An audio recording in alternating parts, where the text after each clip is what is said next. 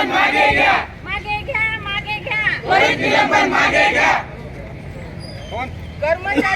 एकजुटीचा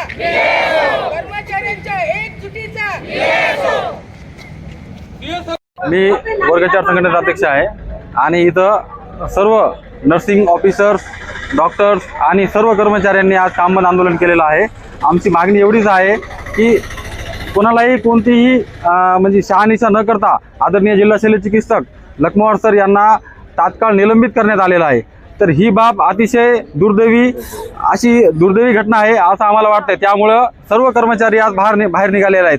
कशामुळे एवढे कर्मचारी बाहेर निघालेले आहेत याच्यावरून प्रशासनाला पण कळलं पाहिजे की कोण्या माणसाचं तुम्ही निलंबन केलं। निलंबन जर केलं तर लोक खुश होते, कोणी एवढे लोक बाहेर आले नसते ना। तर शासनाला पण कळायला पाहिजे की अशा माणसाचं निलंबन केलं की ज्यांनी पूर्ण जिल्हा रुग्णालय परभणीचा कायापालट केला। त्यांनी परभणी जिल्हा रुग्णालय ECS मॅडमच्या सोबत CS सरांनी आणि सर्व हॉस्पिटल कर्मचाऱ्यांना घेऊन हॉस्पिटल दर 4 वर्षाला म्हणजे दरवर्षी 4 वर्ष सलग 1 नंबरला आहे महाराष्ट्रामध्ये। हे कशामुळे आहे याची पण शहानिशा शासनाने केलेली दिसून येत नाही। त्यामुळे शासनाने निलंबन केलं ही फार दुर्दैवी घटना आहे आणि आमची सर्व कर्मचाऱ्यांची मागणीच एवढी आहे की त्यांनी हा निलंबन तात्काळ रद्द करावा, एवढीच आमची विनंती आहे शासनातर्फे। निलंबन मागे जर झाले नाही तर आम्ही सर्व जिल्हा रुग्णालयाचा सर्व स्टाफ, सर्व कर्मचारी वर्ग 1 पासून तर वर्ग 4 पर्यंत सगळेच आम्ही बेमुदत संपावर जाणार आहोत। याची शासनाने दखल द्यावी। जर निलंबन मागे घेतलं नाही तर याचे म्हणजे वाईट परिणाम प्रतिसाद बघायला मिळणार आहे।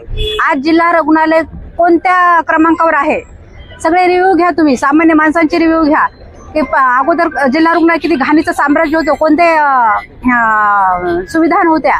सर आणि मॅडम जेव्हापासून आले तेव्हापासून आपलं रुग्णालय एका नंबरवर आलेलं आहे। तरीही जर अशा चांगल्या आणि एकनिष्ठ काम करणाऱ्या अधिकाऱ्यांवर जर अशा कारवाया होत असतील तर आम्ही आमच्यासारख्या कर्मचाऱ्यांनी कोणाकडे बघायचं। आणि आमचा रोजचा संबंध आहे, रोजचे पेशंट आहेत, रोजची सेवा आहे, तर आम्ही रोजच्या ह्या प्रश्नांना तोंड कसं द्यायचं याचाच प्रश्न आम्हाला पडलेला आहे। आमचे CS सर, आमच्या SS मॅडम म्हणजे जे मेडिकल कॉलेजचे लोक कमी असतानाही आज MU प्रमाणे त्यांच्या आधिपत्याखाली सगळे गेलेले आहे डिपार्टमेंट सगळे।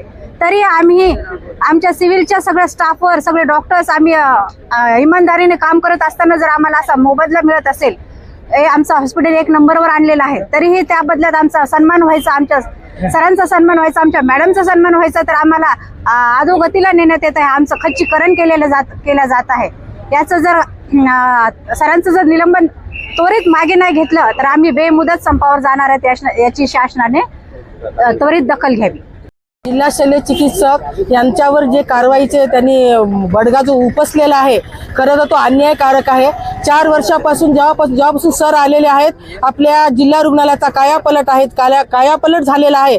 असं असताना आपलं पहिल्या क्रमांकावर सिव्हिल हॉस्पिटल असताना ह्या ज्या अडचणी आल्या किंवा हे जे काही आमच्यावर दुर्दैवी घटना घडली आहे, आम्ही सर्व क्लास 1 ते क्लास 4 सगळं आम्ही याचा निषेध करतो।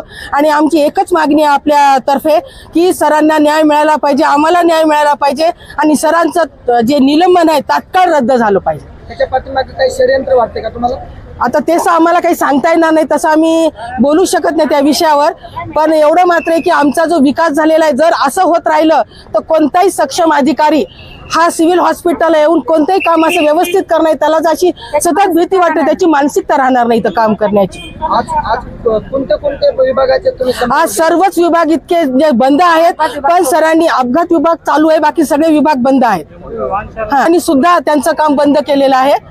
तर आपल्या माध्यमातून अपेक्षा आहे मला सगळ्या शासनाला कळवायचं आहे की त्यांनी त्वरित आमच्या माननीय CS सरांचं निलंबन त्वरित मागे घ्यावं आणि रद्द करावं।